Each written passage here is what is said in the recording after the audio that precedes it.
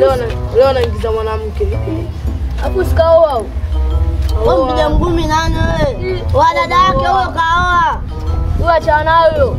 Juzi tu kafumaniwa wewe. Ndio hapo nashangaa yote kaingiza mwanamke. Na kusababisha matatizo huyo. Dada yangu kama unataka sura yako ivimbe, nenda. Sasa Njoo basi. Kumbe una mke? Hapana, mimi sina mke. Unasikiza watoto wala wewe? Unafikiri watoto wanaweza kadanganya? Kumbe una mke na usemi afu unataka kunileta hadi ndani mwoni yako mimi nipigwe au? Huko ni Uswahili, mimi sina mke, kama tuna mambo yake. Mimi sitaki waume zako. Sitaki sababu nimeshia matatizo, sitaki kupigwa na. Amna njoo, ina maana muda mimi. Flower. Nauma hiyo. Nachoma. Sema ni wadogo zangu nyinyi. Yaani mnacha kwenda shule kufanya masuala msingi.